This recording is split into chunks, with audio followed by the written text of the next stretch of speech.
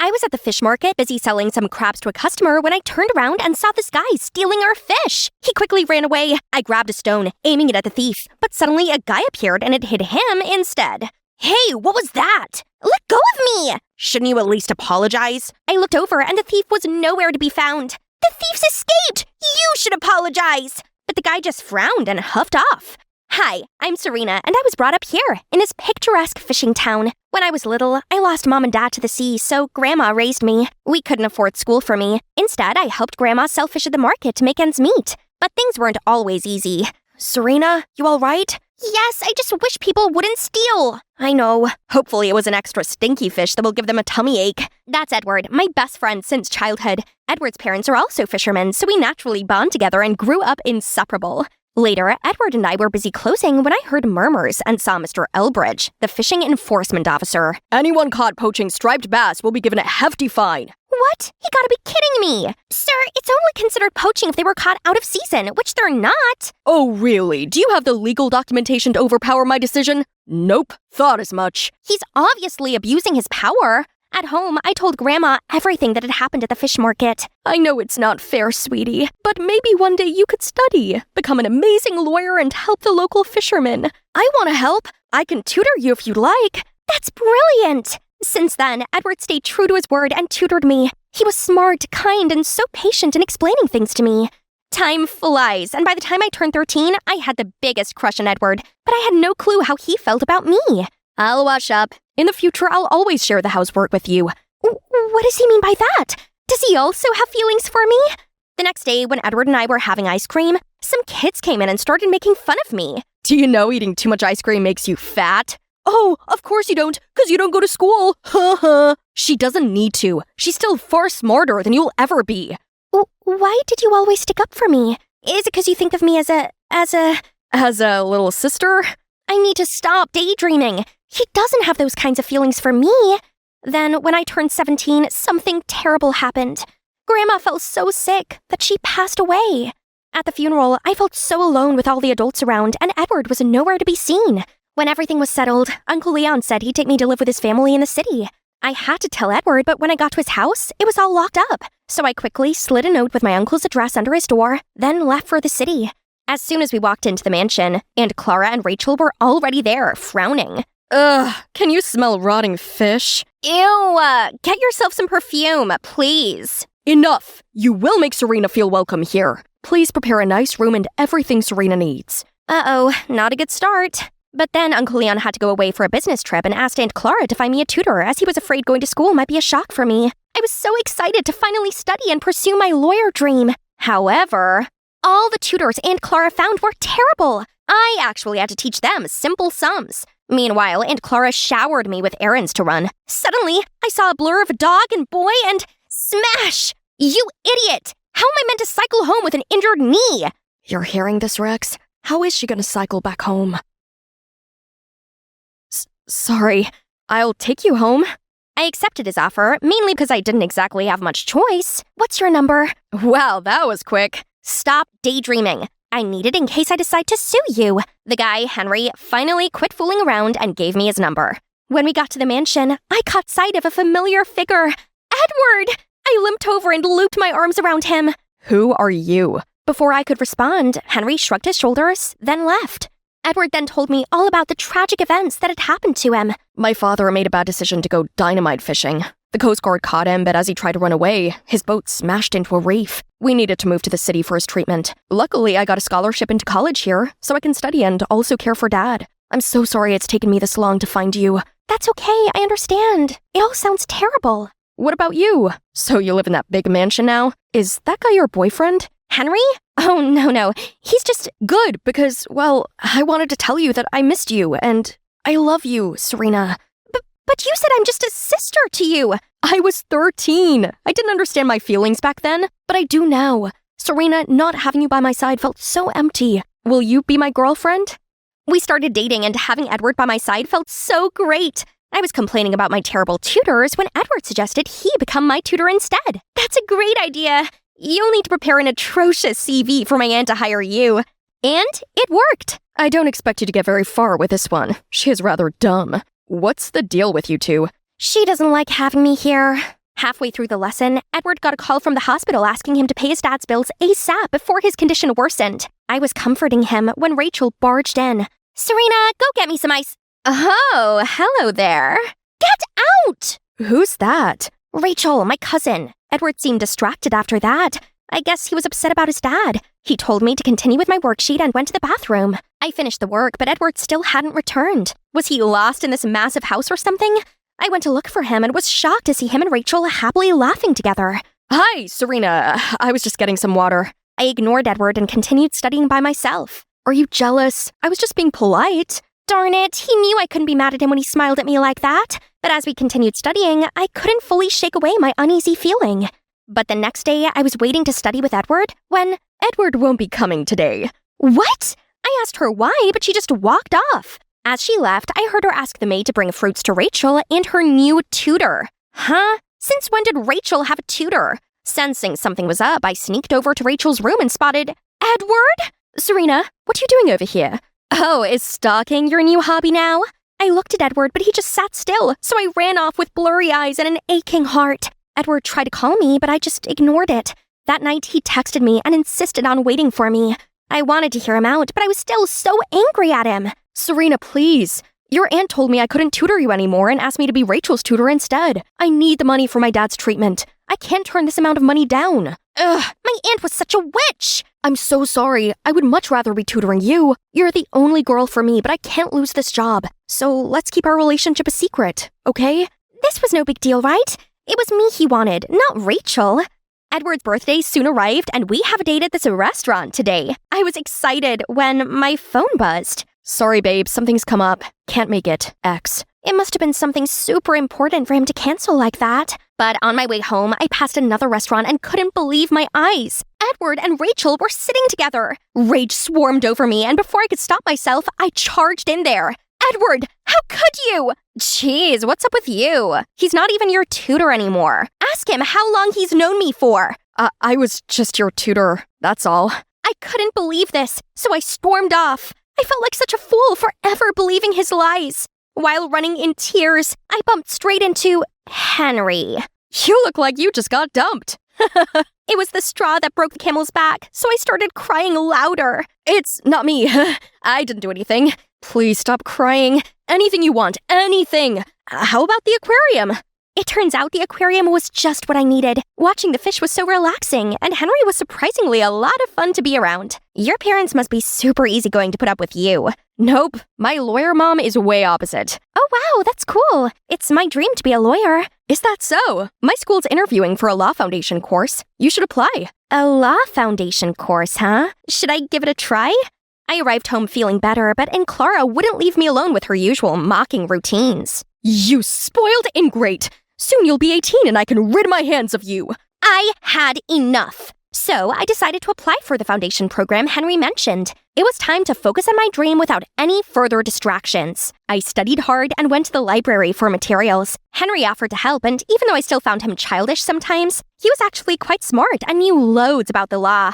One time, Henry invited me to come watch his debate team. Only when I showed up and spoke to Henry, I saw Edward walk in. My dad's ill, yet here you are, with him? Serena can go where she pleases. It's okay, Henry. I got it. Rachel's just my friend. I love you, not her. I just need to earn enough money. Then I'll end this mess with Rachel for good. What he did was still hard to accept, but he was in a tough situation. I would be a terrible girlfriend if I didn't support him, right?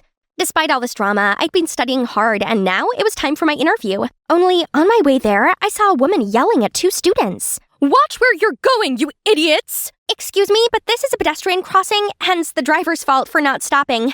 How dare you speak the law to me, you little girl! Do you know who I am? But as everyone started buzzing, she had no choice but to drive off. What happened? I explained it to him and pointed at the woman's car. He didn't say anything, but seemed quite surprised. We then went to the interview, but when I told the assistant my name, she smiled and said, "You don't need to draw a number. Mrs. Shotton was impressed with your profile, so she wishes to interview you herself. It's best you follow the right procedure." I was a bit confused, but Henry knew better than me. Anyway, I had my interview with someone else, and I passed. Yay! Since then, I studied hard, and Henry helped me a lot. On my first oral exam, he even came along to encourage me. Only as soon as I stepped into the room, I saw that rude woman standing there. Hang on, she's the judge! Nerves wriggled at me, but I kept calm and nailed the exam. But afterward, she charged over to me. Don't expect a pass from me, you manipulative girl, seducing my son to get into this college. Huh? Her son? Who? Mom, you can't do that. The exam's recorded. They'll see you're just being prejudiced. I insist you cut ties with this schemer at once. She humiliated me in front of a crowd and tried to smudge my impeccable reputation. No, she didn't. She was just telling the truth. Oh, and that day, I purposely called her in for an interview, but turned out you intervened. And ever since then, this snake was following you everywhere. So end it at once or leave. So this woman is Miss Shodden? And worse still, she's Henry's mom? Suddenly, Henry grabbed my hand and led me out of there. How dare you! You're ungrateful and spoiled! I only adopted you so I had someone to look after me in my old age. But you know what? You'll never be my son! Don't forget to take your meds twice a day. Seeing him talk back to his mother just to defend me, I couldn't help but ask, Henry, why did you help me so much? It's because Mom was in the wrong, and seeing you getting pushed around hurts me a lot. Why, Henry? 'Cause I like you a lot. Let me be there for you. Henry, your mom shouldn't have spoken to you like that. But she was only angry because she cares about you. You should talk to her. I really hope things will turn out fine between them. Henry dropped me home, and now all I could think about was his love confession. To be honest, I do have feelings for Henry, but what about Edward? What about our years spent together? Suddenly, I got a text from Edward asking to meet up. I guess it was time to sort this out. While waiting for Edward to order ice cream, I got a message from Henry saying he was coming to my place for some great news. I asked him to come pick me up instead. This reminds me of our fishing village in summer and getting ice creams at the end of a sweltering day. I love you, Serena. I always cherish our memories together every day. Edward, actually, this isn't working. I think we should stop seeing each other. What? Why? I soon realized that something was wrong with our relationship. I just didn't have the courage to face it. We had a special friendship that I cherished and nurtured, but now I think it's time for me to accept the truth that we're not meant for each other. Bye, Edward. I wish you the best with Rachel. As I stepped out of there, I saw Henry waiting for me, and I instantly felt better. I made up with my mom. She apologized for what she said in her temper, and told me that I would always be her real son. Henry, that's brilliant news! Right then, I got a message from Miss Shodden. Serena, I apologized for my behavior. I am most pleased Henry is getting to know such a righteous lawyer in the making. It looks like everything's falling into place. I arrived home, not expecting to see Rachel in a fit of tears. Mom, make her leave! This is all her fault! How dare you bewitch Edward! He's quit tutoring Rachel, and now my poor Rachel is distraught. I will keep on hiring you awful tutors and see how long it takes until you break. Is that so? So Uncle Leon stopped Rachel's allowance and took Aunt Clara's credit cards off her. He also made them apologize to me. I told him about my foundation placement, and he was so happy for me and offered to rent me an apartment near the college. It's time to live my dream. Now I just had one thing left to do. Take Henry to visit my hometown with me. This place looks familiar to me. I know, I think I came here as a child. Yes, this weird little girl threw a stone at me and then got mad. I suddenly realized Henry was that tourist guy I met when I was 10. Yep, that would be me.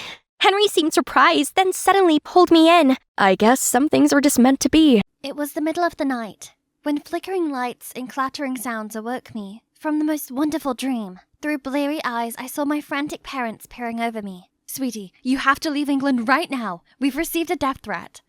Death threat? What happened? Hurry up and pack your things. We don't have much time. But where am I going? And what about you guys? To the US. For now, Elise, you go by the name Chloe Stewarts. Remember, if anyone asks, you don't have anything to do with this family. At least arrange a comfy place for her, will you?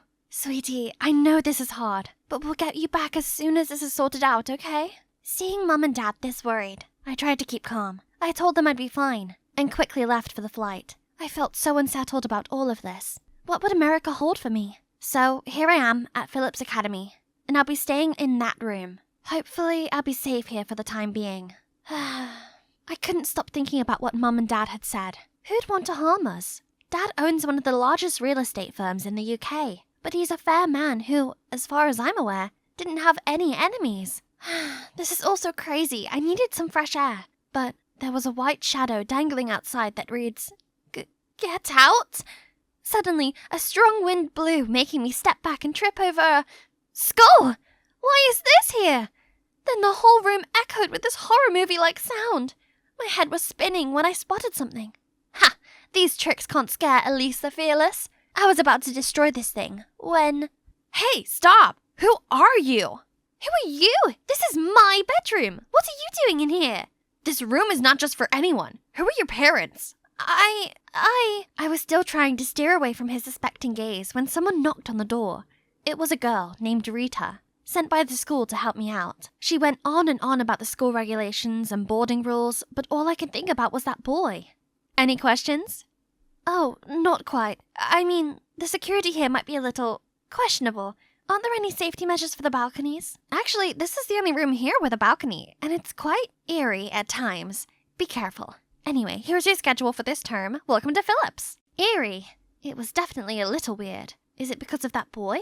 Is he trying to scare people out of this room? According to the schedule Rita gave me, I have my first football practice today. But why are they all dressed funny?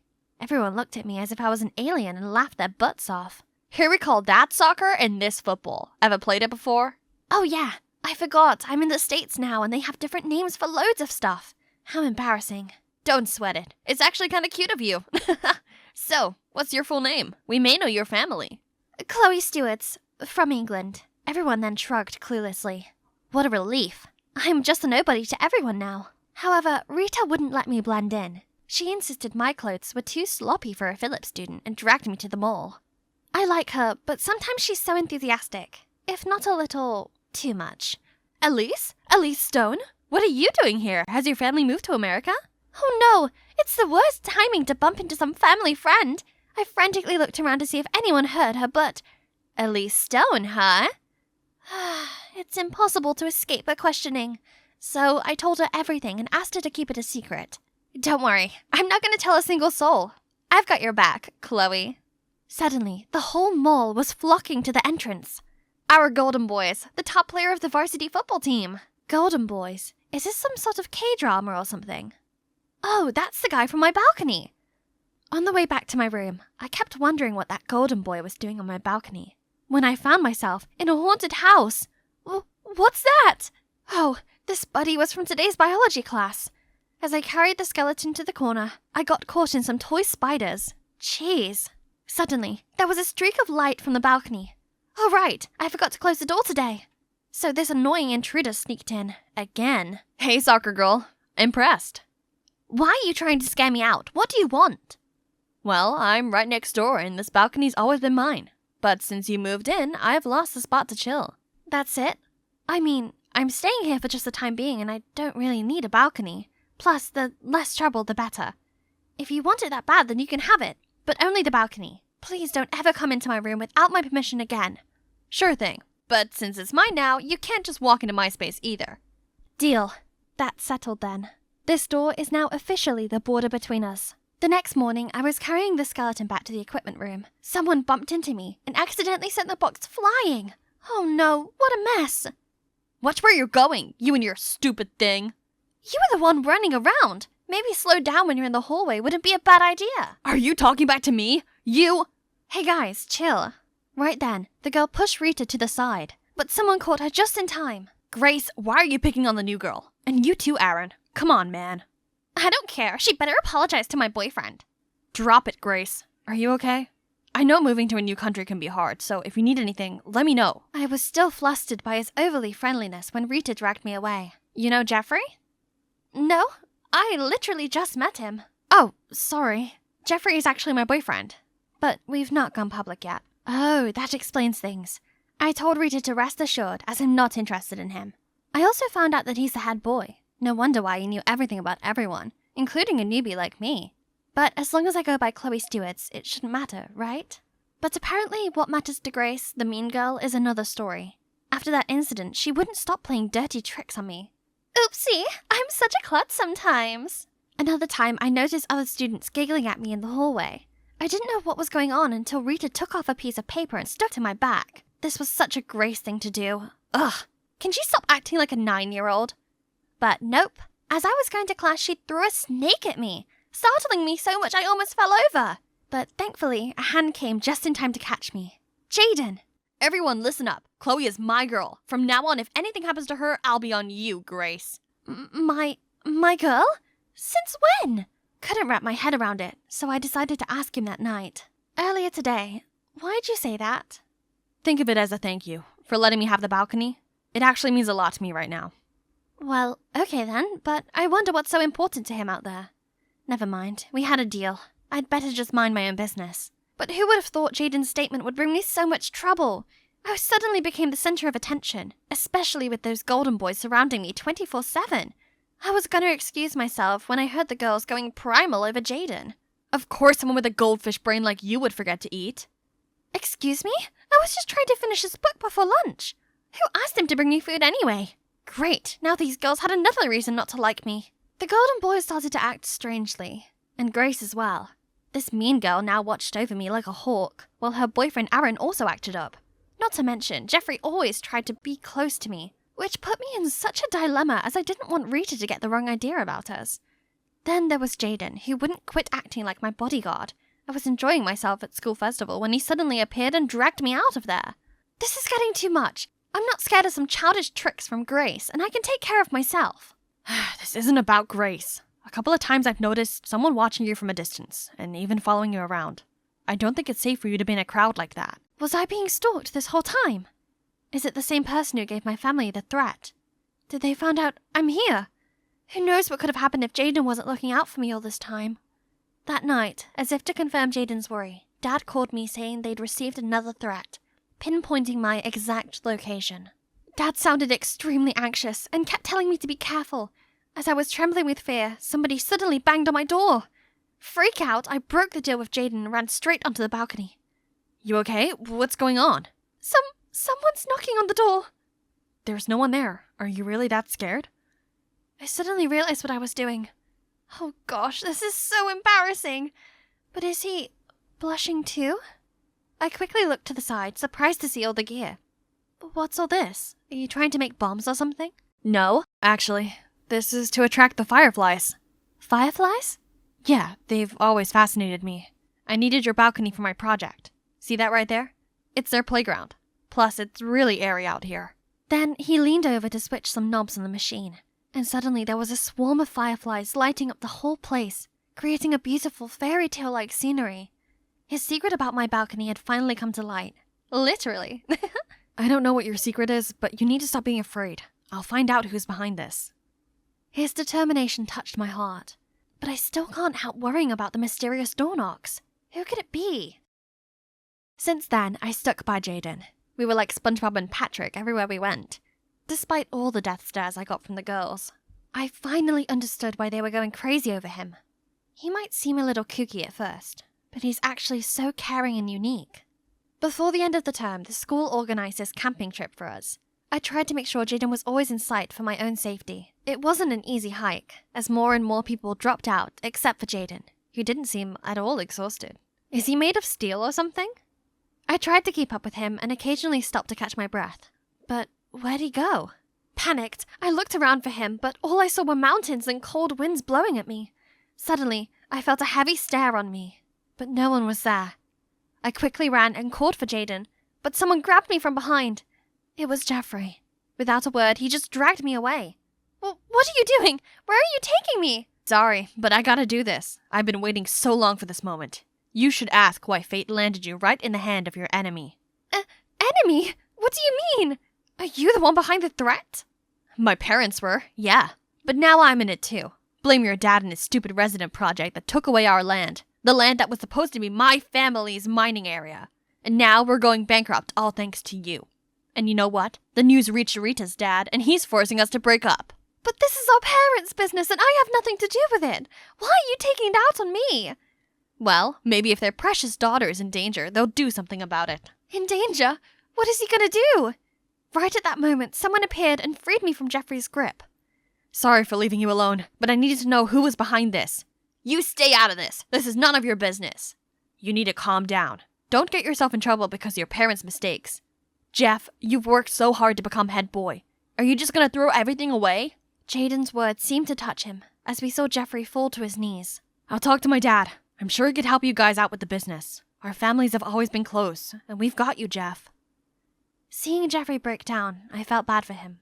What he did was awful, but his parents never should have put him in this unfair position. That evening, Jeffrey seemed deep in thought, when he suddenly dragged Rita out for a private talk, leaving everyone confused. Grace and Aaron then also left. I took a deep breath and filled my lungs with fresh air, when suddenly all the fireflies appeared in the sky, followed by Jaden. I know this is your call, but if you're willing to stay here instead of going back to England, I promise to take care of you. I looked at Jaden, beaming against the beautiful skyline, and I couldn't help but feel my heart beat a little faster. He was so sweet and caring, but why was he doing this? Did he have feelings for me too? Right then, Rita and Jeffrey came back. Jeffrey apologized for scaring me, while Rita also said sorry for not keeping my identity a secret. What's done is done. Let's just enjoy this gorgeous sight in front of us. The next day, as we returned from our camping trip, we all arrived at the hall for a school notice. But when I arrived, it was just my homeroom teacher and classmates there. We just heard from the principal you're going back to England, so we organized a small party for you. I hope you had a good time at Phillips. Everyone also wished me luck on my journey, but Jaden didn't even bother to say goodbye. Suddenly, all the lights went out, followed by the candles, and Jaden. I respect your decision to leave, but I just want to let you know, I really like you, and no matter where you go, I'll be thinking about you. Actually, Jaden, I'm staying here. I already told my dad, but... That's all I want to hear, Elise Stone. I was skipping to the kitchen to see the apple bag Dad had prepared for my school picnic. Aw, how thoughtful of him. I excitedly took a bite, but it tasted like it had been left to rot for a decade. I frantically checked the bag and saw this was not the only bad one. Dad! Hey, I'm Doris, and things like this are an everyday occurrence for me. My dad's clumsy and colorblind, two contributing factors that sure make life interesting. Since Mom passed away, I had to watch him like a hawk, else you betcha he'd mess stuff up. One time he roasted a turkey, but it was so raw as if it would jump off the plate and run around the house. And on my last birthday, he got me a pair of mittens with one bright orange and one neon green. I reluctantly tried them on, looking like a clown while people burst out laughing. Despite all that, he's still an awesome dad in my eyes. A super talented artist with incredible artwork, provided he lets me label the paint colors. And also a really big supporter of my dream.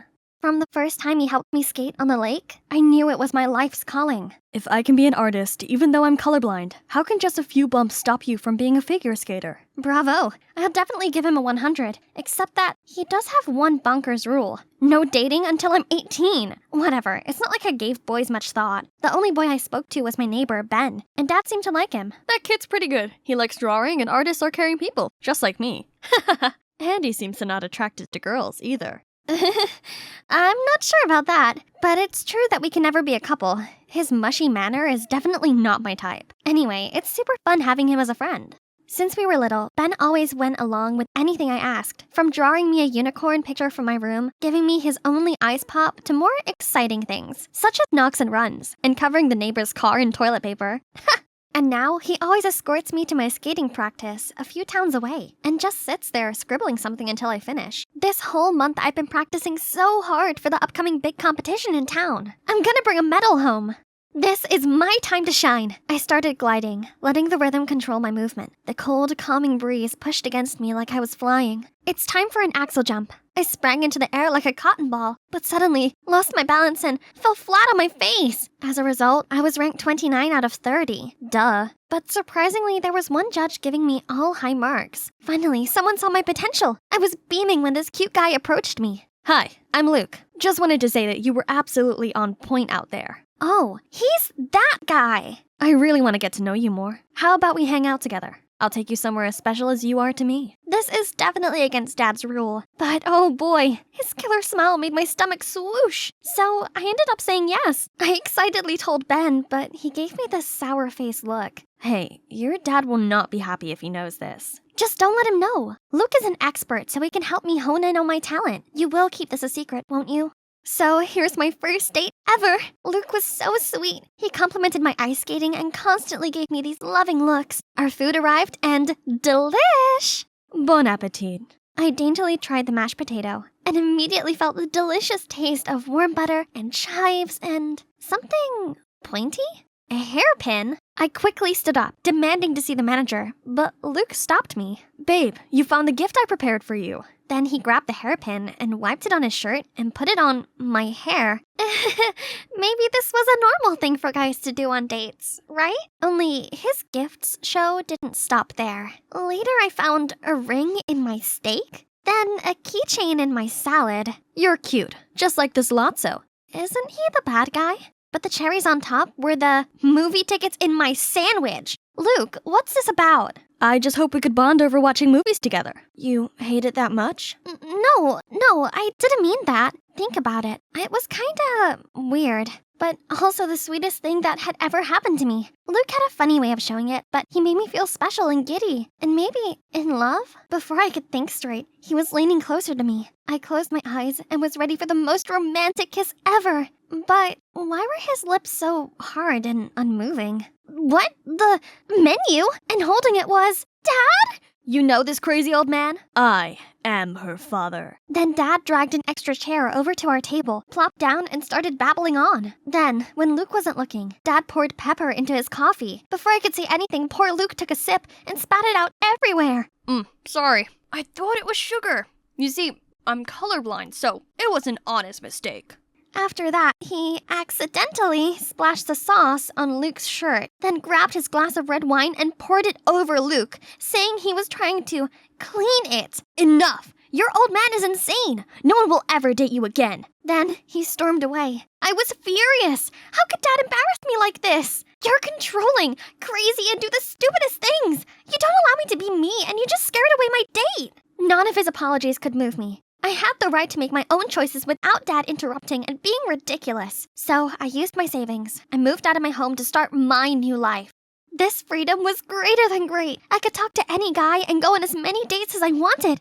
Only, I know there's always were extra eyes on me. Do you get the feeling someone's watching us? No way. It's just you and me. I've had a great time. Do you want to do it again? Ugh! What the fudge? If Dad thinks he can stop me by messing around like this, he's totally wrong. It did quite the opposite instead. I started dating loads of guys, even if I didn't like them that much. It was so nice being spoiled by boys, and my room was always full of their presents.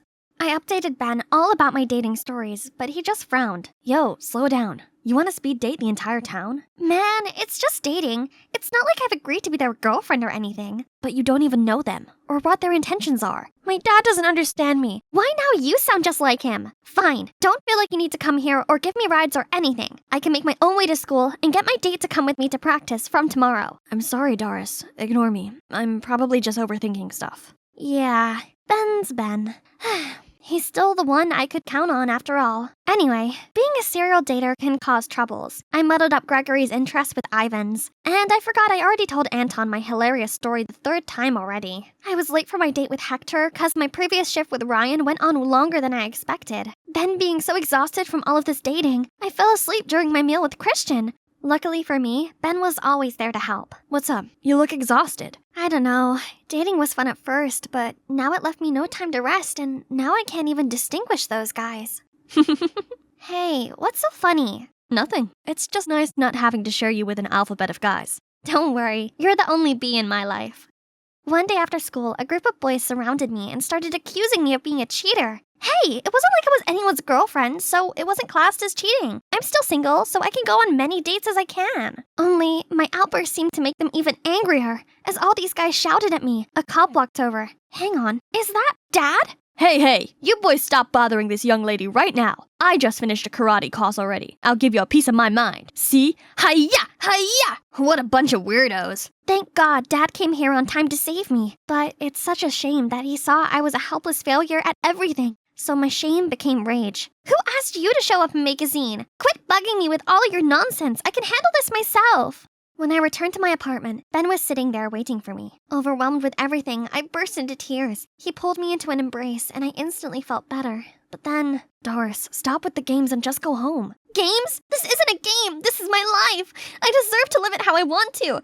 You're too much of a coward to ever understand that. As soon as I said it, I regretted it. Ben looked so hurt and mad. He just shook his head and left. I honestly thought he was the one person who would never leave. But whatever.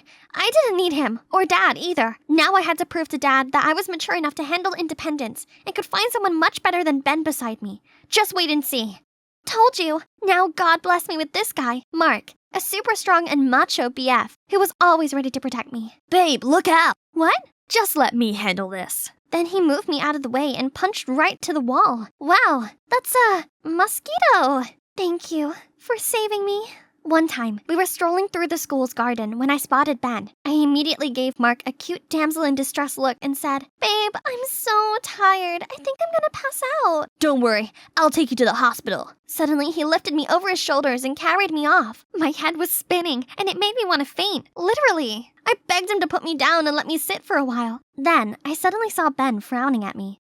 Seeing me totally fine without him, how can he not be annoyed? But who was that? She started staring at his art passionately. Then, can you believe it? She asked him to draw her, and he agreed. I can't stay here watching this ridiculous play, so I grabbed Mark's hand and pulled him away. But that night, I kept tossing and turning, and the image of Ben and that girl couldn't get out of my head. No big deal. They were just super irritating, that's all. Too many things happened, and now it's time for me to focus on my figure skating dreams again, with my sugar plum. As he went off to buy us some drinks, who should come over to me but my first date disaster, Luke. Oh, you're still ice skating. Just give up already. I only give you a high score so you date me. Don't flatter yourself. By the way, your crazy old man's still doing good? Shut up. My dad was right about you, you jerk. Jerk? Okay, this jerk will tell the rink manager to ban you from coming here for good. I stared at him, open mouthed, not knowing what to say, when out of nowhere Ben appeared. I don't think the skating committee would be impressed by your fake scores, do you? All it would take is one email and you can kiss your position on the judging panel goodbye. How dare you! Then he left in anger. Right at that moment, Mark returned. Babe, skating sucks, just quit it. Let's go for some trampoline then. Dars, go practice. No one dares to ban you now. Who the freak are you? Mark, stop! That's Ben, my friend. No, just an acquaintance. Doris, watch yourself with that guy. It's none of your business. Let's go, Mark. Bye, loser. The next day at school, I saw Ben with that girl again. My heart thumped in sadness, and I don't even know why. Maybe I was so used to having Ben around me, and honestly, I missed him a lot. Mark soon followed my gaze over to Ben. Isn't that the dude from the ice rink? Why are you gawping at him? He was lunging toward Ben right after. I grabbed his arm trying to stop him, but he pulled me away instead to a corner. You are my girl. Remember that. In front of me was a total stranger, not the normal Mark I know. He was supposed to protect me, but now all I felt was scared. I couldn't move. Mark leaned over to kiss me, and I immediately blocked him. What? How dare you? Oh no, I'm screwed. Terrorizing your own girlfriend, I see. Nice. Ben? Right on time. You're so done with me. Then Mark grabbed a flower pot and charged at Ben, but I panickedly pushed him over before he could do anything with it. He stumbled about, mumbling something, when Ben's fist came out of nowhere. You want another punch? Mark waved his fist at him, but then turned around and hurried off. I stared at Ben. I couldn't believe my eyes. He was strong and protective, totally different from the soft Ben I knew all this time. Doris, I think it's time for you to go home. Have you ever wondered why your dad really did that? Ben was right, and the day's drama made me realize how much I missed Dad. I wonder how he was doing.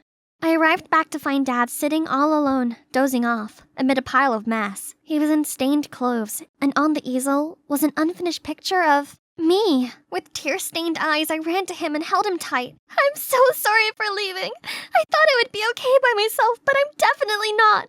I miss you. You're back. I miss you too, darling. I felt so bad for upsetting Dad. When I calmed down, we talked through our problems. Sweetie, I know, it's just hard. You're all I have left. I just worry you're too young to make the right decision and can't bear seeing these idiots hurt you. But Dad, I need experience to learn and grow too. Support me, will you? Of course. I always wish you can find a kind man who understands, supports you, and is always by your side, and makes you truly happy. All those qualities reminded me of someone. I kept chasing after trivial things out there, thus forgetting the one who was standing by me all the time. So I immediately went to find him. Hey, Ben. Oh, hey. You'll be pleased to know I've moved back in with Dad. Yeah, that is good news. Look, Ben, I'm sorry. I've been an idiot. I took you for granted, and now I feel very bad for this. I, was wondering if you'll take me to practice tomorrow? I'll think about it. And I didn't expect to see you confronting a tough guy like Mark. You're not just a timid arty type, are you? Who says I'm timid? I'm only like that when I'm with you 'cause it makes you happy. I'm actually fully capable of looking after myself. And, you.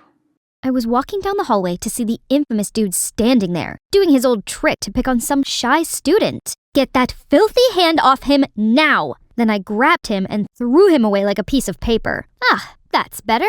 Konnichiwa, I'm Yukiko from Japan, the daughter of Fuji, a famous martial art master and the principal of a karate school. As his only child, it's up to me to evolve my warrior spirit and protect the weak from any baka. And this shy girl is Chiharu, the one I saved from a fight with the rival school gang. And ever since then, we became besties. Well, that's also how I earned the nickname Big Boss. I don't really care about it, but it does have some perks. I always had the best reserved seat next to the window, a desk drawer full of snacks, and on top of that, the kid was competing every day to do my homework. However, it also caused me some complications. I seem to have caught the eye of Jun, that rival school's gang leader. He bought me flowers and sent me these cheesy cupcakes every day, but I only gave him a no. Hey, he comes again. If I was your boyfriend, never let you go. Keep you on my arm, girl. Yukiko, never be alone. Tomato, tomato! Throwing tomatoes! Even when the guard came carrying him away, he was still shouting, Yukiko died, Scooter! Gosh, he's such a bug. Later, I came into the classroom and found everyone was going cuckoo over something. How noisy! That's the new student. He's just so handsome. As if you could tell someone's handsome from the back. But when he turned around, my eyes almost bulged from their sockets. It's Akira. Back when we were little, I adored Akira from the moment I first saw him. To me, he was even cuter than my favorite Mochi Shiba plushie. So I followed him everywhere and gave him all the candies I had. But he didn't like it that much. Why did you give her my candies? I like Akira. If you take him from me, I'll punch you. Hey, martial arts is not about fighting nonsense. You fierce kid. I hate you. After a while, Akira's family moved away and I'd completely lost contact with him. And now he's back. Our eyes met, but he looked so cold and turned away. He didn't recognize me? Fine. It was so embarrassing facing him again anyway, so I decided to avoid him like the plague since then. And just like that, with his excellent academic ability, Akira soon fell into place as the top student, while I'm a bit different. I may have been a black belt in the karate, but exams were definitely not my thing. Congratulations, you've excelled at coming last. Again. So, Yukiko, I've appointed another student to tutor you. Please don't say his name. Please don't say his name. Please, please, please. Akira, I nearly died on the spot. Can anybody throw me to Mars, please? Man, it's super awkward. I kept looking at the ground when he blurted out, Hi, Yukiko. Long time no see. So, he does remember me? During the lesson, I couldn't focus, and my body was heating up. I kept my mouth shut while he was immersed in his lecture. If there's anything you don't understand, feel free to ask. I plucked up my courage and said, Why didn't you like me when we were kids? You're still acting like before. I'm trying to teach you, but your head's stuck in the clouds. Focus. He didn't say he hated me, did he? My heart fluttered again. Guess I'd have to try harder to get his attention then. But things didn't exactly go as planned. During the lessons with Akira, my phone rang constantly with calls and messages. Seemed like my goons were in trouble and they needed my help. I tried my best to ignore it, but finally gave in. I've got something to do. I'll be right back. Hey, those morons. They're always messing around, then leave it to me. Problem solved. Only that, lucky for you, I got there in time. In time to cause more trouble? I'd have eaten them for breakfast without you. Back at school, I saw Akira standing at the gate with a clearly not happy face. Akira, it's not like what you think. You find it hard to study, but fighting seems to come naturally to you, huh? Who the freak are you? How dare you talk to my girl like that? Akira, I fight to help people. It's not nonsense. Help? I suppose brainless people only know how to talk with their fists. Jun immediately lunged at Akira, raising his fists at him. I had to hold him back right away and told him to go.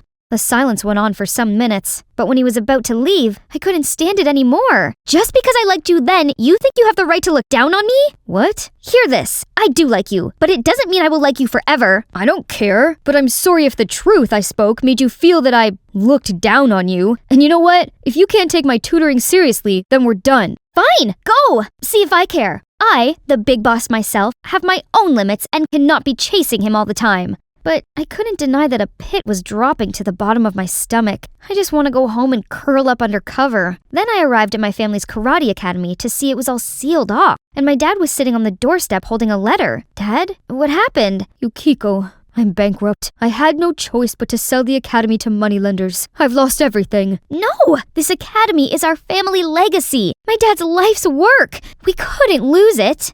So I followed the address on the letter, but there I met an unexpected person. June! Turns out, his dad is my dad's creditor. All or nothing, I decided to get straight to the point to him. What do my family have to do to get our martial arts school back? June came over and whispered something in his ear. Then he pondered a while and said, My son kept goofing around. Change him and the martial arts school is back to yours. But how? I want you to get engaged to my son. Are you serious? You think I'm a joke? Then I immediately stood up and left. That was insane. Hey, why are you behaving like that? You're still asking why? It's down to that dude, isn't it? He's just some preppy know-it-all who doesn't even like you. You know nothing. He also likes me, I think. Is that so? Then prove it. Make Akira fall in love with you within 2 weeks, and I'll convince my father to extend the deadline by 3 months. Fail, and we get engaged. I'm the one who is always by your side. No way I agree with your stupid deal. Go ahead, refuse. The martial arts school will be permanently closed tomorrow. Wait,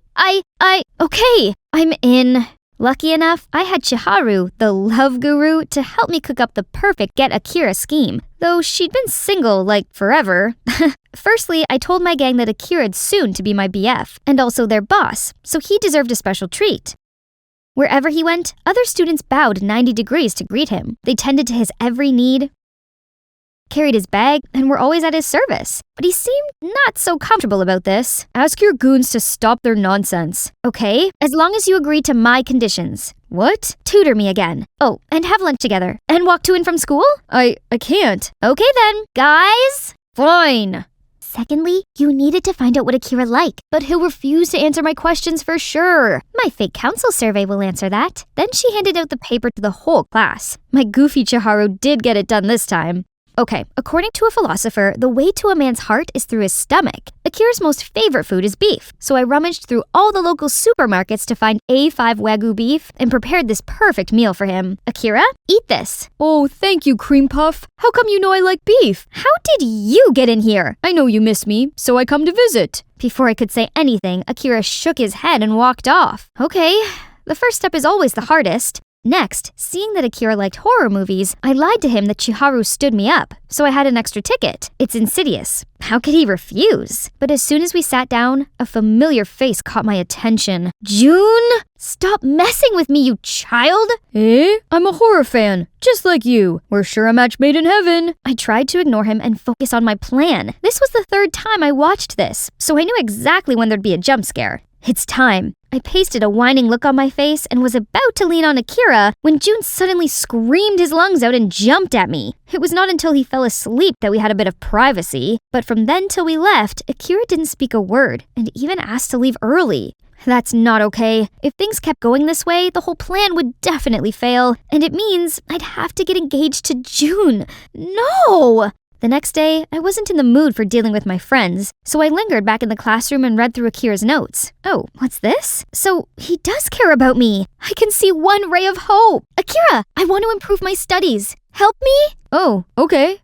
I was waiting outside for Akira to get us some bubble teas before we started when suddenly this thief darted out and snatched this old lady's bag. I dove in there to help, but he knocked me to the ground and ran away. Here you go. You're already fighting again? Don't you have anything better to do? I'm not Forget it anyway. This brave young lady helped me. What? Say no more. I'm a bad person no matter what. Then I stormed off without looking back. I was so stupid to catch feels with that insensitive one. Then my knee suddenly collapsed. Right then, a hand reached out and gently wrapped a bandage around my knee. Leave me alone. Get on my back. Shut up. Come on. I couldn't help but smile through my frown, and my heart did a cartwheel. I clambered onto his back and looped my arms around his neck. Hey, I'm sorry. I didn't know that you... It's okay. Are you dumb? An injured leg is not enough? It's nothing. And... you don't have to carry me like this. Am I heavy? What?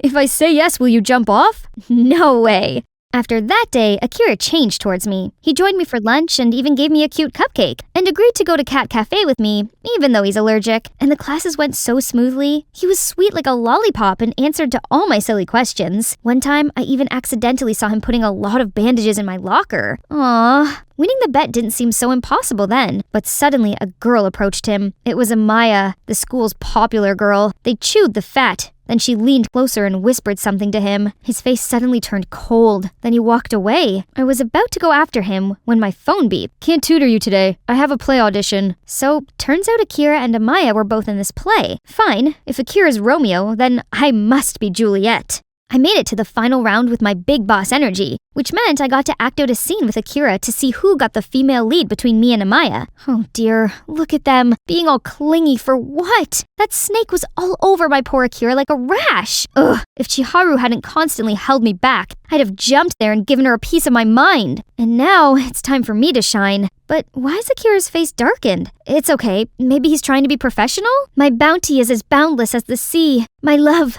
as adoring as a puppy dog's nose. Yes, so I may have forgotten the words, but it wasn't that bad. He may pick me for my quick thinking, and I choose Amaya, miss.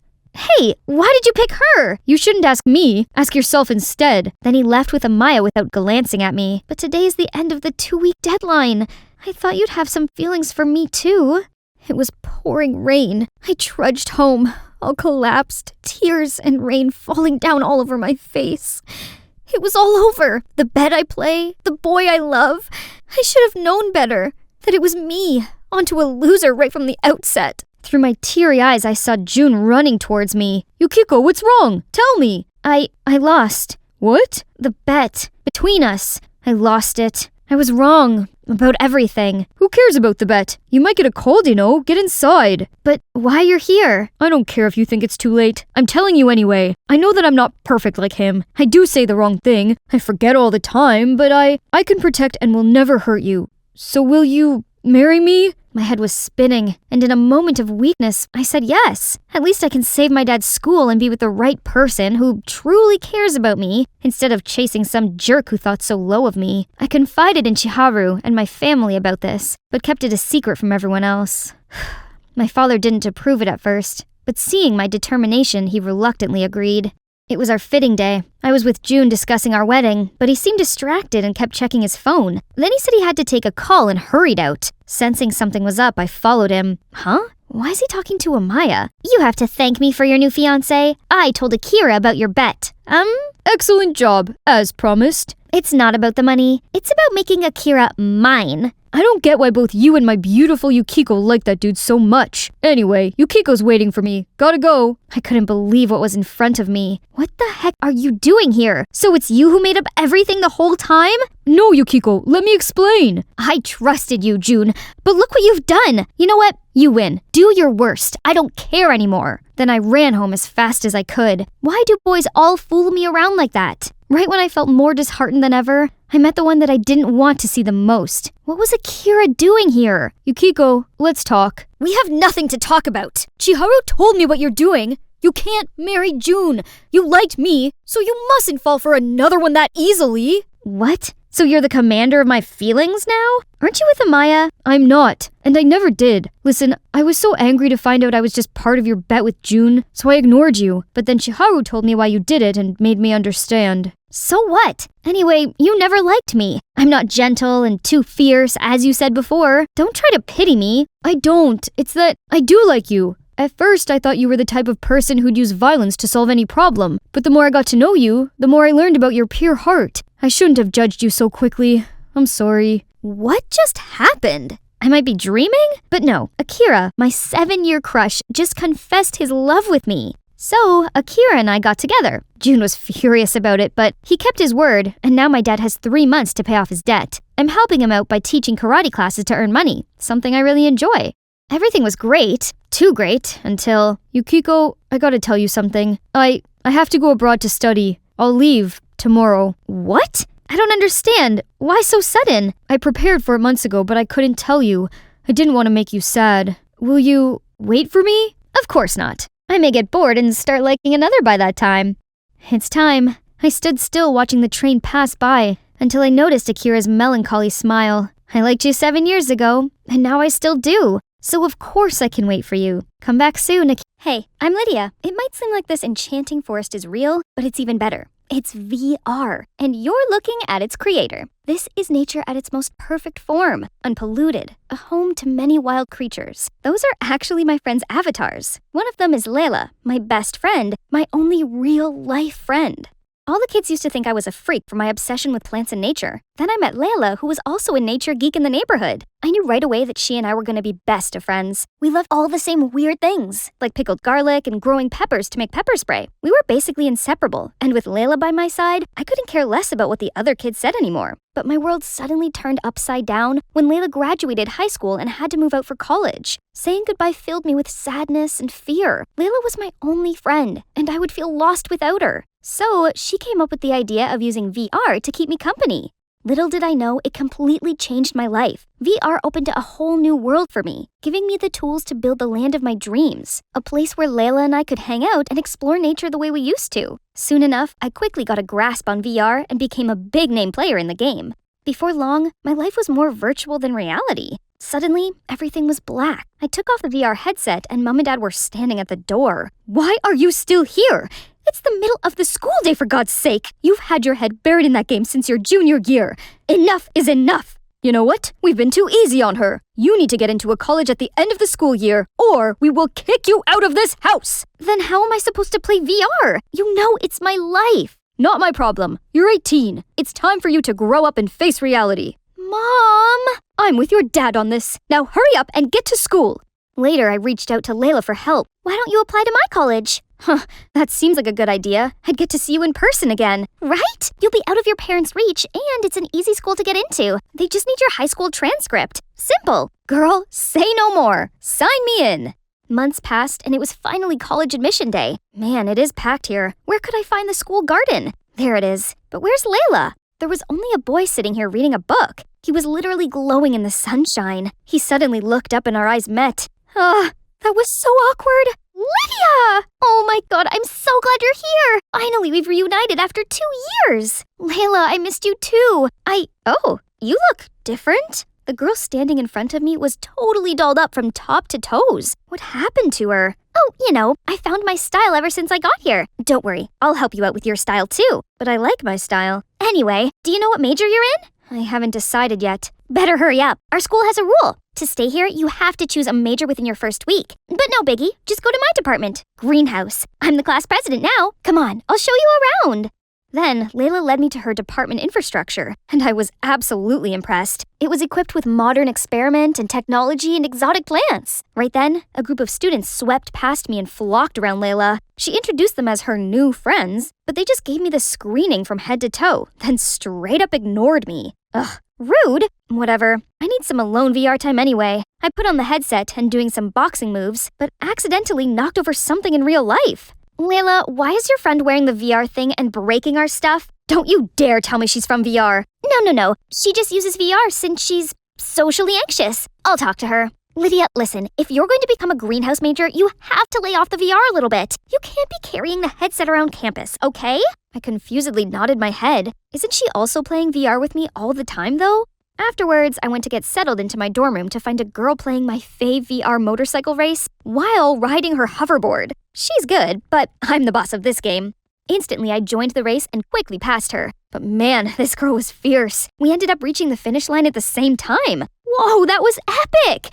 I'm Lydia, by the way. It's my first day and I'm assigned to this room. You must be my roommate? Yep, I'm Christine, class president of the VR department. You seem to know VR really well. How long have you been playing? I'm kinda new. Just started 2 years ago. Sheesh, you've got games, girl. Wanna join our department?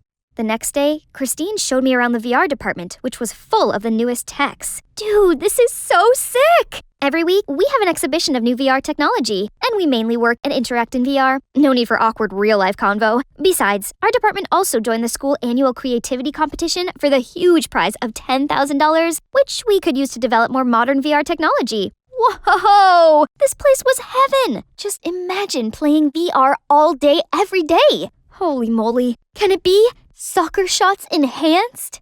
I joined in the game immediately and gave it a big kick, scoring a goal. Wait, did I break the pots again? I took off my headset to see a guy doubled over in pain. Oh God, I'm so sorry. Don't worry, I'm good. I'm fine. His face seemed awfully familiar. Oh, I remember you from the school garden the other day. Yeah, that was me. I'm Marshall. Thinking about applying to VR? Yeah, I'm Lydia. Lydia, I think you'd like it here. I suddenly felt my face getting hot when I was saved by a phone call from Layla. I quickly excused myself and ran right into her. Hey, I've been looking everywhere for you. There's a welcome party tonight, and you're definitely going. No party. Oh, come on. I'll introduce you to our research group. You've heard about the creativity competition for departments, right? Greenhouse is in it to win it. But no buts. Let's get ready.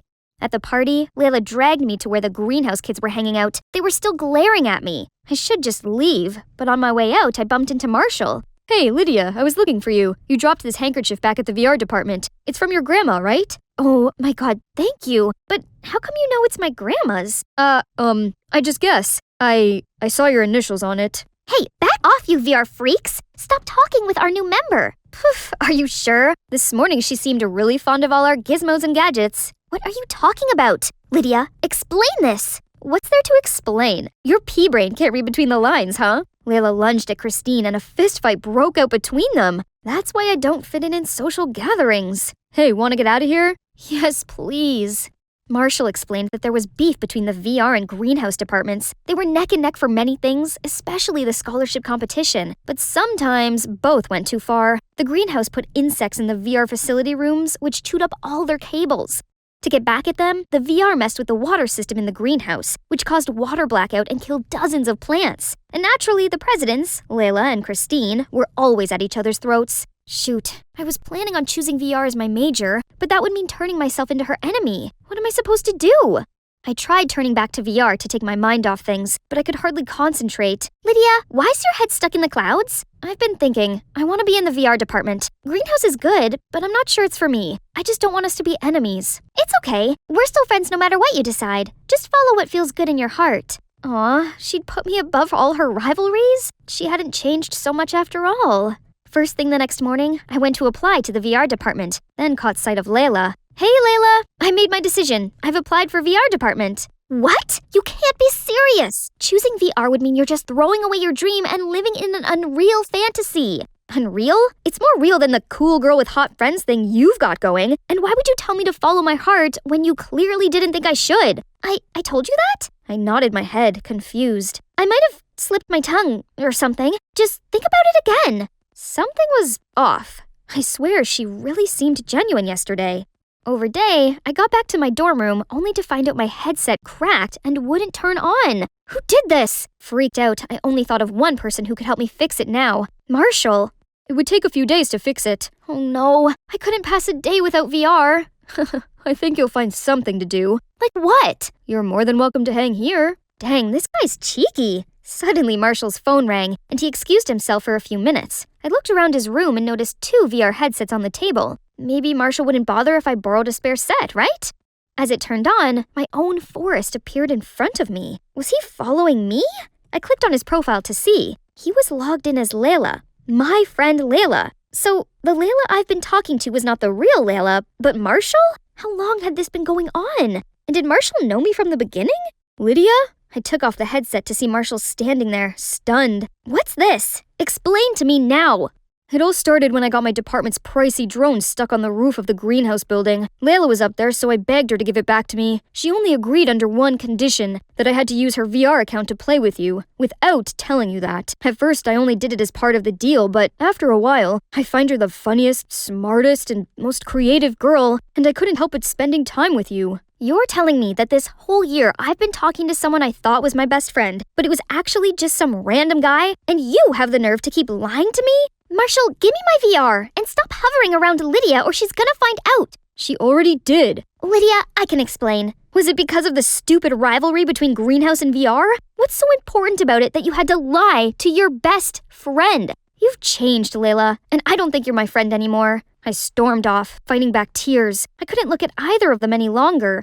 When I got back to my dorm, Christine was already there. I asked her about my VR headset. I actually saw that Layla around our room earlier. She must have done it. That was a low move, Layla. But I was too fed up with her to even be mad. The greenhouse department could be trying to sabotage us again. Now, this is war. I'm going to gather everyone so we can plan our counterattack. Whatever, this rivalry thing is ridiculous anyway. On my first VR-free day, I was the only person in my class without their headset. Even the professors engaged through VR. All I could do was sit and stare at people, which reminded me of those lonely days before Layla came into my life. The next few days kept on repeating themselves until one day, my body started boiling and my head was buzzing like it was full of bees. Professor, I'm not feeling well. I need to go back to my dorm. But he didn't flinch one bit. No one did, except this guy. Hey, need an aspirin? He extended out his hand, but there was nothing there. A virtual pill? Seriously? No, it doesn't work. Aw man, bummer. I tried getting up, but my body grew heavy and weak. I kept calling Christine across the room, but no use. If only Layla was here to help me right now. No, Lydia, you can do this on your own. I leaned on the wall to prop myself up slowly, made my way back to the dorm. I was so close, but my knees trembled and I collapsed. Just then, someone came to scoop me into their arms and picked me up. I woke up in a bad headache to see Marshall cooling it down with a damp towel. Hey, you're awake. Here, have some soup and take some medicine. What are you doing here? I came to return your VR but saw you collapsing, so then I helped you into bed. I know you don't want to talk to me right now, but this was urgent, so... Thank you, Marshall. I threw myself into his arms and burst into tears. I thought no one was gonna help me. He wrapped his arms around me, and I finally felt safe. The next day, thanks to Marshall, I felt loads better, so I went to watch the department's creativity contest. The greenhouse presented their newly bred plant species and got the highest scores so far. VR, on the other hand, wasn't so lucky. Our newest development in headsets, exploded. Christine didn't take it well. I tried to comfort her, but she just brushed me off and stormed away. Suddenly, Layla rushed towards me and pulled me into a corner. Lydia, I just want to say I'm sorry. Ever since I got here, I became the center of attention in the VR department, and I got so wrapped up in it. I had to give up playing VR with you. I don't know, Layla. Why couldn't you just tell me that? I didn't want you to be alone. You were always online, so I guess you didn't make any friends back home. That's true. This might sound ridiculous, but only now have I realized that VR isn't everything. No virtual reality can replace the real world, and real friendship goes through all kinds of ups and downs, but it lasts, just like you and I. I'm glad you realized that, and I just want to let you know, no matter what department you choose, I'll support you. Unconditionally. Thanks. But hey, why did you break my VR headset though? Your VR? No, I didn't do it. I swear. Then how come Christine blamed it on you? I ran down to my dorm to confront Christine, but she wasn't there, and she didn't return for the rest of the night.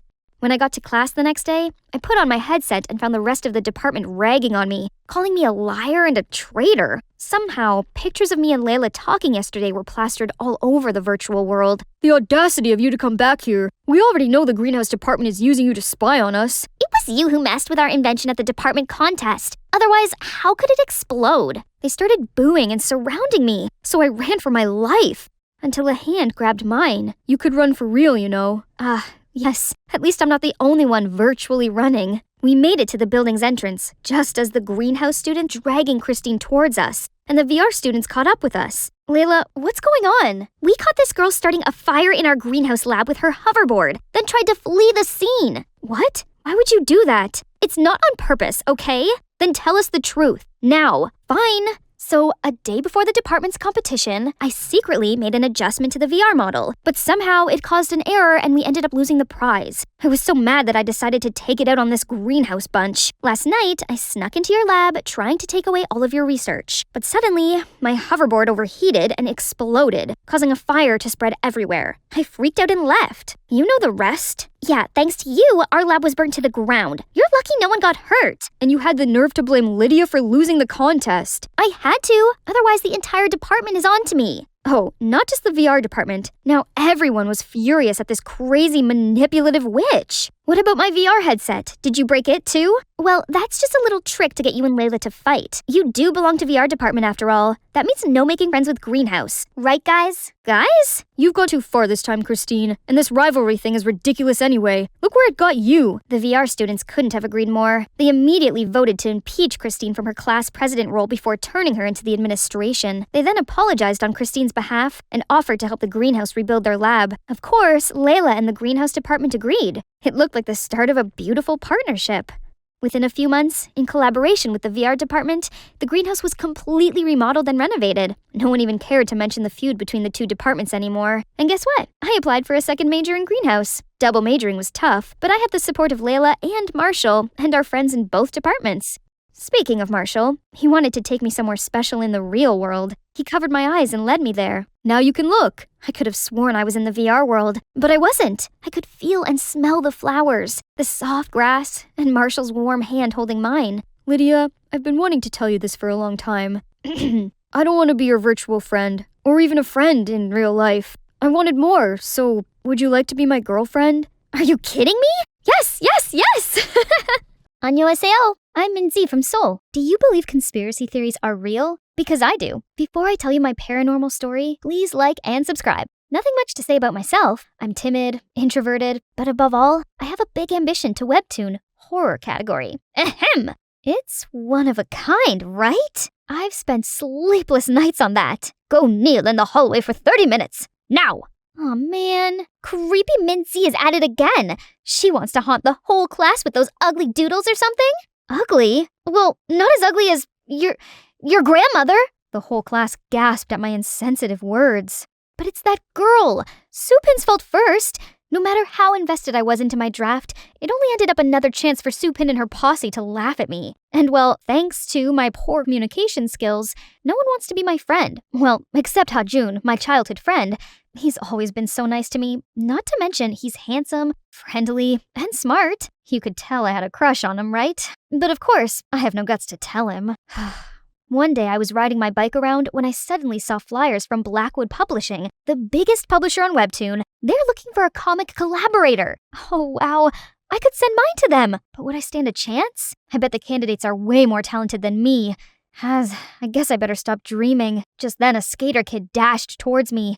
I managed to dodge him, but ended up crashing onto the pavement fence. I felt myself flip through the air, and then everything went black. When I opened my eyes, I found myself on the hospital bed. Mom and Dad were beside me. They looked like they couldn't believe it, then burst into tears. Minzy, honey, you're finally awake. Thank God. You've been in a coma for the whole month. We were worried sick. Hold on a sec. A whole month in a coma? Was I that seriously injured? It took me a few days to recover and process all of this before going back to school. Bet these kids didn't even notice I was missing class for a month, though. But suddenly, someone sprung on my back. Soopin? Ah, here you are, Chingu.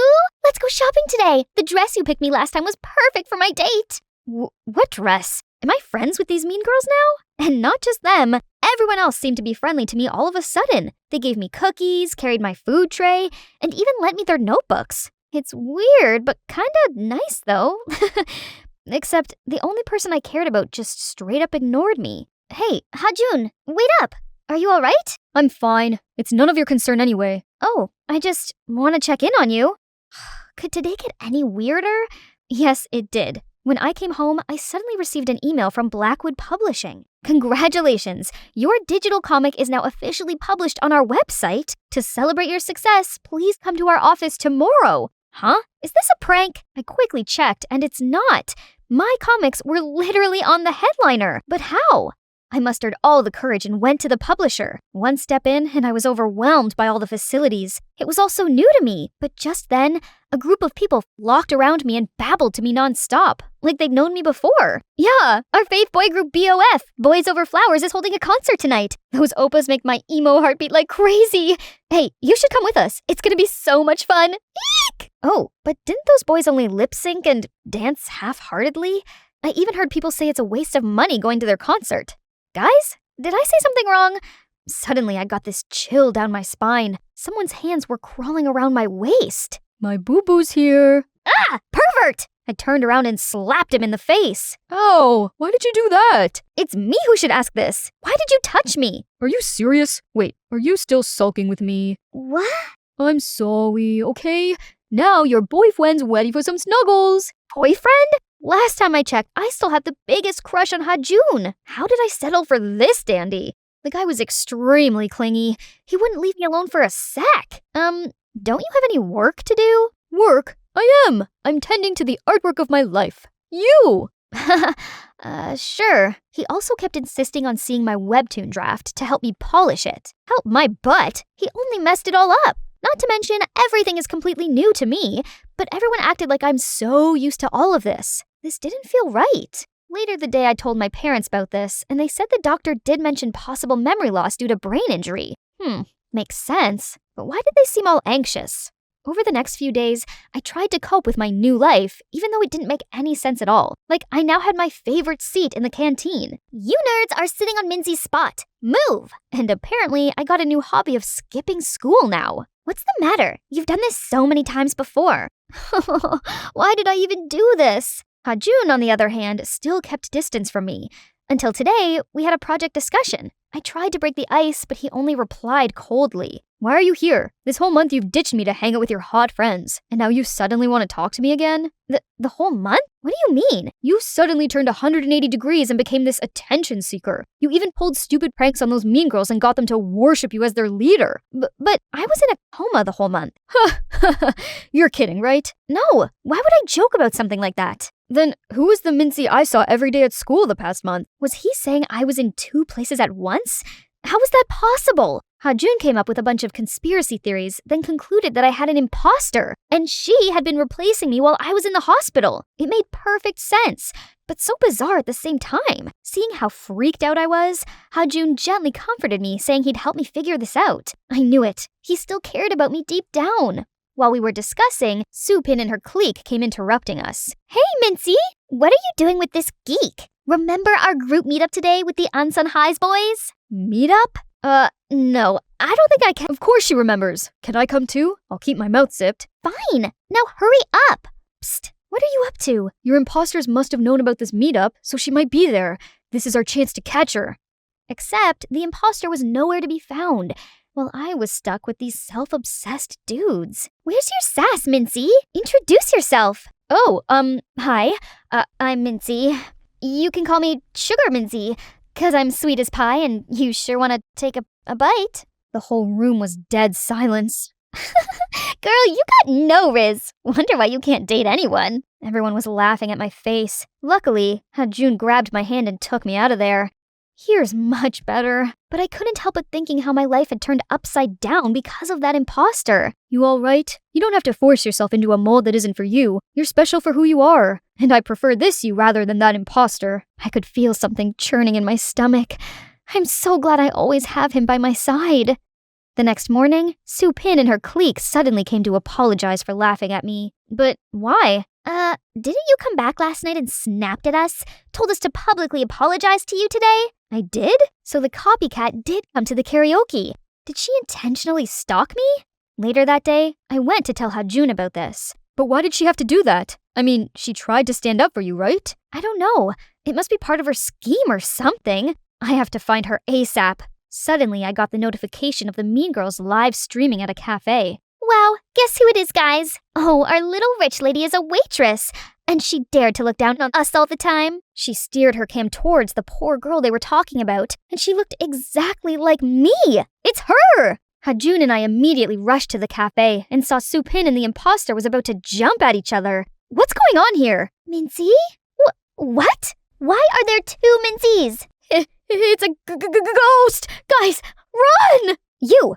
Who are you? And why did you pretend to be me, you imposter? Mincy, finally we meet. I'm your twin sister, Minha. Sister? We're related? But Mom and Dad never told me I had a long-lost sister. Because you're adopted. They didn't know you had a twin sister who just got adopted before you. You're lying. I'm not. I didn't know this either until my mom was in her final moments. Mom had been sick for a while, so one day she called me to her bed, told me the truth before she drew her last breath. After that, I came to find you, but you were already in the hospital by then. You did wake up after surgery, but once you saw me, you immediately had a seizure and fell back into a coma again. Your parents and I agreed it was best for you if I stayed away and waited until you fully recovered. Meanwhile, you decided to live my life for me? Believe it or not, I actually wanted to know what my long-lost twin sister's like, how she's doing. Turns out you're a very talented comic artist, but you're always so insecure, and you're not doing well with the kids at school either. So I wanted to help you out. Sending your webtoon draft, working at the publisher, and fixing those Mean Girls wagons, I just went with it and ended up getting too wrapped up. Really, did you get wrapped up in dating a random guy under my name too? And what about school? Did my parents agree to let you replace me? It was my idea and I persuaded them. They're just worried about you. I didn't ask for any of these in the first place. Thanks to you, I've become a stranger to my own life. You're happy now? Then I ran away, never wanting to see her again. Still, the worst part was, my parents lied to me. Why did you do it? You didn't tell me I'm adopted, and now you let a stranger replace me? Do you really see me as your child? Minty, honey, of course you're our daughter. Nothing could ever change that. We were afraid you'd be sad if you knew you were adopted. Truthfully, we love you more than you can ever imagine. It's a lot to process, but I had to be strong and stay focused. But soon, whisperings caught my ears. Did you notice Mincy recently is different? And even a little bit dull? Where's the cheeky Mincy we're used to? Hey, do you get that bad vibe from Mincy lately? Somehow she'd gone back to being a sullen, creepy nerd again. God, why did everyone keep comparing me to that imposter? Hey, you alright? No, I'm not. Everyone seemed to like Minha and she'd only been here for a month. But nobody cared about me. I do care about you. You always got me. Your handsome friend, ready to the rescue.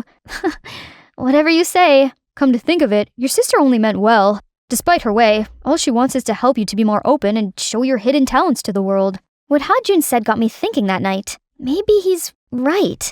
If it hadn't been for her, my webtoon would have been forever locked in my iPad. Besides, she's only got me as a family.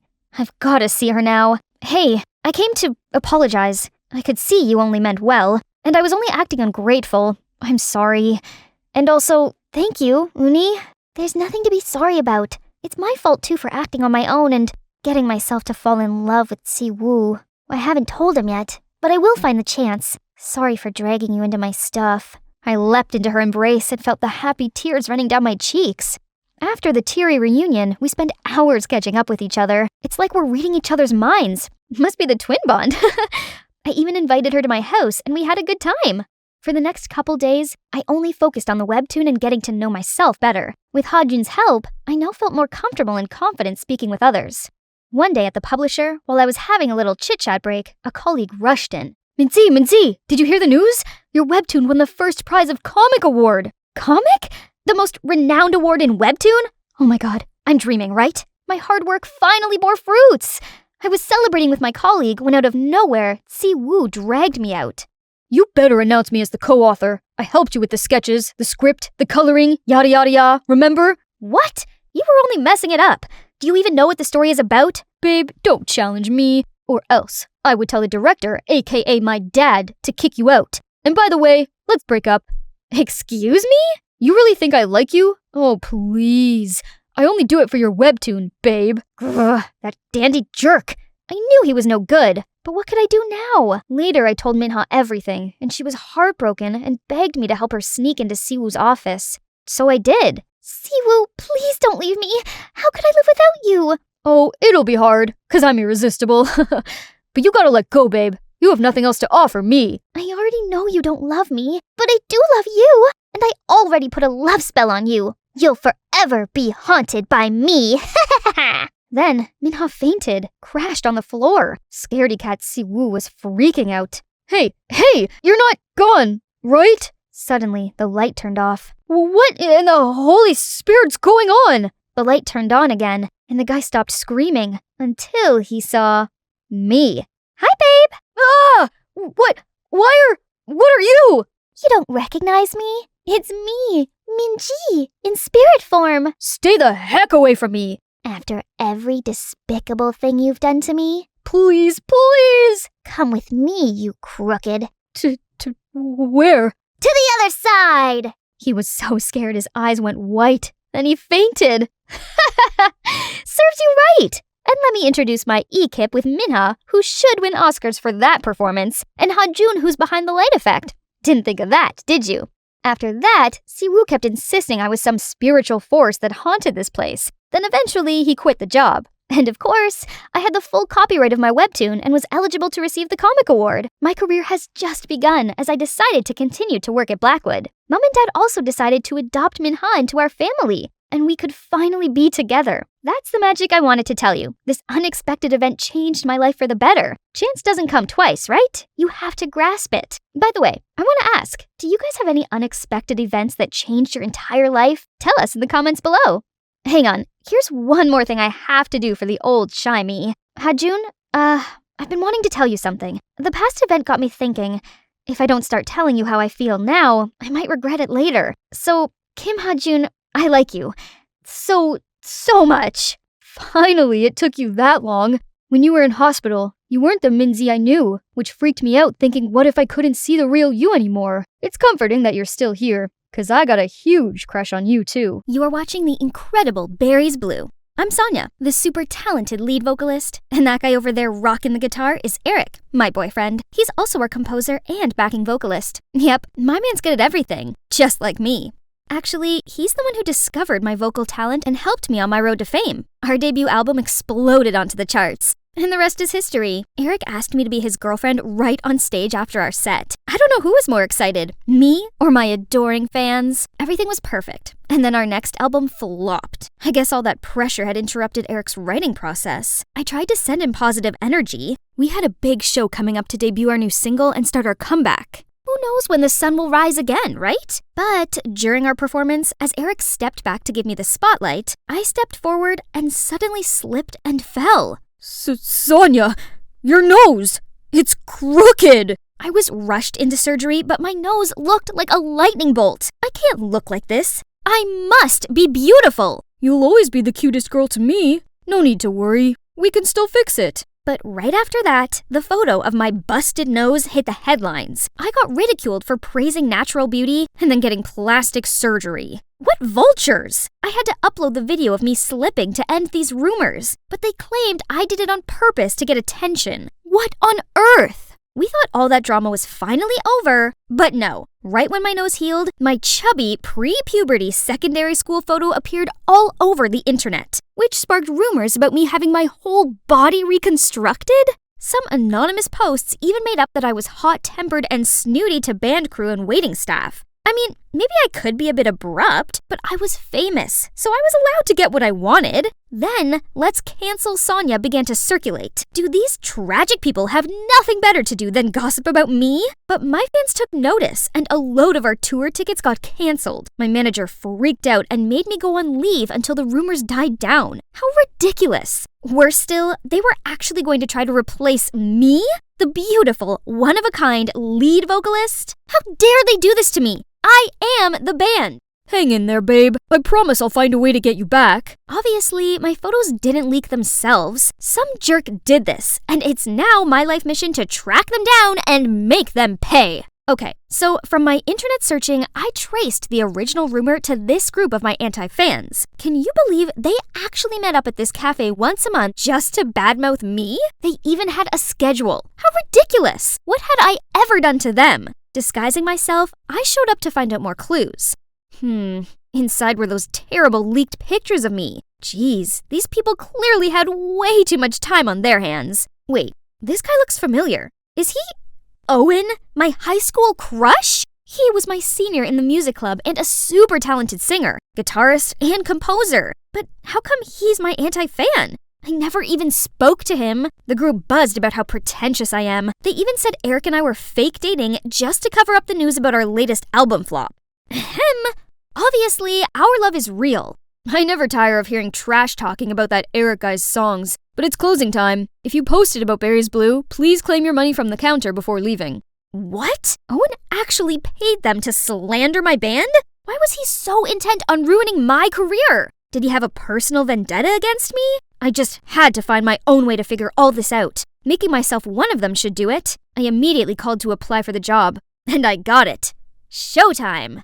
It's important to look the part, so I dressed up as this innocent-looking girl for my first shift. Thanks to the magic of makeup, even I could hardly recognize myself. Call me Summer from now on. After the introduction, Owen immediately gave me tons of work. I had to do the heavy lifting and stinky, dirty work. I was a pampered star, not a grunt. Ugh, he's such an exploitive boss. I must have been crazy to have ever crushed on him. In the evening, the anti-fan group showed up again, followed by a familiar face. It's Rena? Owen's little sister. Back in high school, she was quite arrogant. It seemed like nothing had changed. Did you know that Sonia was such a weirdo in high school? Now that she's famous, she's acting like she's above everyone else. Stop right there, carrot hair. What's your name? I'm Summer? So, Summer, here we've got a special requirement for every newbie. You have to pass the anti-fan test. Tell us, what do you think's the most irritating thing about Sonia?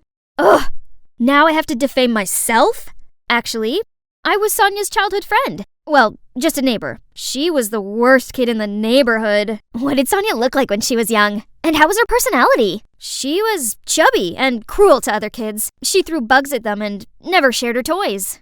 Take notes, guys. Remember to cite the source as Sonia's close neighbor. You can get some bonus, too, for contributing useful information like this. Was Rena also involved in this, along with her brother?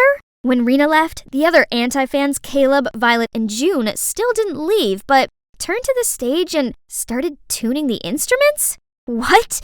They'd composed a whole song to mock me, not only about my surgery rumors, but also that I was a vain, hot-tempered, competitive, talentless, disrespectful, and never used my abundant money to help others. Their music was good, but the insolence killed their skills. I'm curious, why do people hate Sonia that much? She's rude and her music sucks. Yeah, her natural voice is good, but it doesn't have any emotions. She probably doesn't know anything about love, and doesn't have any friends either. Those comments from the anti-fans got me thinking. I suppose I do find it hard to open up to people, and I can be a bit hot-headed sometimes, but am I really that unlikable? Not the nose again, please! Huh? Owen? First you break the cups, now you're wasting sugar. Sugar? Seriously? Aren't you even going to ask if I'm hurt? If I leave here with just a scratch, this place will be finished, you know. This place was fine until you showed up. At least, Summer, you should learn how to apologize and thank. Suddenly, the anti-fans' words echoed in my head. As Summer, Owen still saw how much of a diva I was. That means, as Sonia, I must have been so despicable. I'm sorry. I should have thanked you for helping me. That's okay. I'm glad you're not hurt. Don't forget Rena's reward at the counter. Take it before you go. Why do you have to pay others to badmouth Sonia? I'm only going along with all this for my sister, but it brings more customers in, so whatever. So the person behind this is Rena? I don't think so. Someone must be pulling her strings. But who? I don't know. Why are you so concerned, Summer? I was just curious. I used to think badly about Owen, but beneath his cold front, he's kind of sweet and caring. Just like years ago. I was trying to escape the rain and bumped into him. He saved me from falling. Didn't care how sweaty I was, and even gave me his umbrella. But in front of my crush, I was too shy and embarrassed to say anything and hurried off. Since then, I didn't feel so uncomfortable hearing the anti-fans slate me and our band's decline. It was almost all true anyway. At least this way, I could learn from my past mistakes and become a way better person. Flowers grow in the strangest of places, right? Yeah, these anti-fans actually became my friends. Playing with them was way more fun than with the berries somehow. Okay guys, you need to share your music with the world. So, I signed up our budding band for a local music competition. Well, what? But we're not professionals. Do you really think we can win? Who cares? I always wanted to perform on a big stage. But what are we gonna play? Use one of my songs if you want. I hear the payout is pretty good. Ooh, I love your songs! We practiced together every night, and everyone was so focused on this, they didn't post bad rumors about me anymore. Owen is truly a genius. Listening to him playing his intros always gave me goosebumps. And so, the image of a cute, talented Owen reappeared in my mind. Oh no, wake up, Sonia, you already have a boyfriend! Eric! Speaking of Eric, he's been ignoring all of my calls. I get it, he's busy rehearsing for the show, but didn't he promise to find a way to bring me back?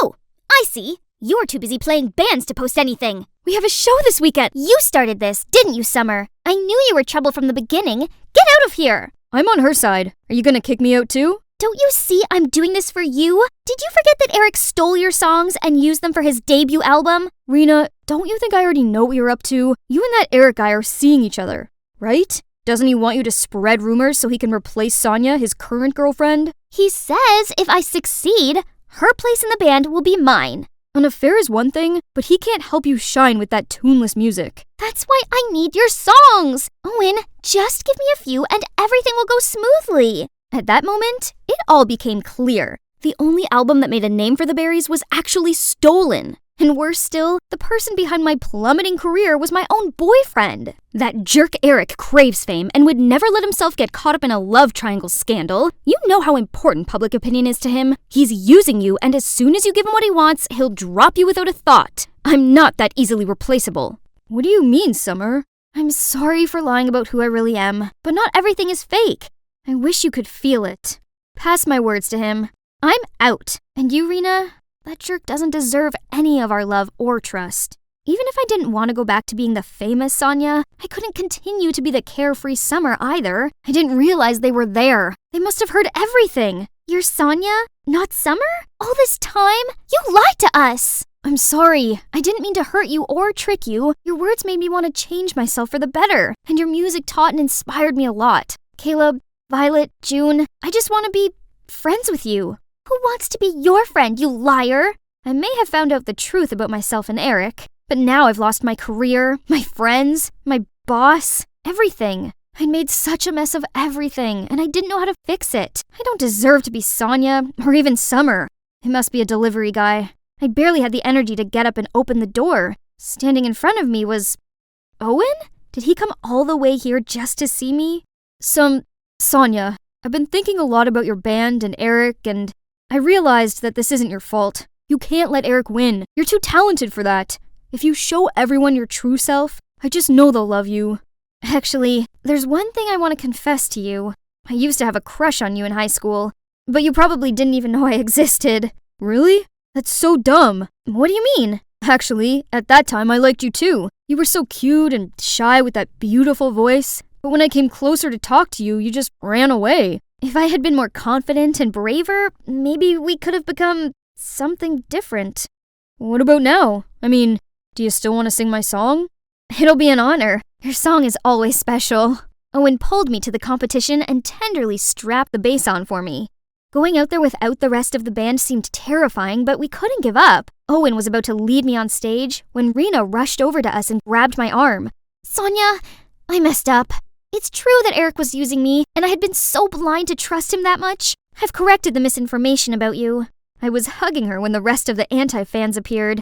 I apologized to them how I was now a better version of myself because of them. Turns out we really like Summer, so we forgive you. Now we're ready to rock the night. You can't sing with them, Sonia. That song is supposed to be the theme song in our next album. Eric, it's Owen's song, not yours. And didn't Rena tell you that I no longer give a damn about your band? I did. Seems he wasn't listening. We've published your dirty plan all over the forums, so everyone can see what a jerk you are. No, you have to come with me. Tell them you made it all up. Leave her alone. I won't let you take anything from me again. My song or my girl. She's our friend now, so excuse us. We need to get on stage and perform our song. I can't believe I'm back on stage again. Only this time, it's so much better. My bandmates are awesome. The song is amazing, and the crowd is going wild. I saw Eric shamefully disappear through the crowd. Tough luck. That's what being a big slimy liar gets you. Toward the end of the song, Owen pulled me close to him and the crowd went silent. All I could hear was the beating of my heart when he gave me the best kiss ever.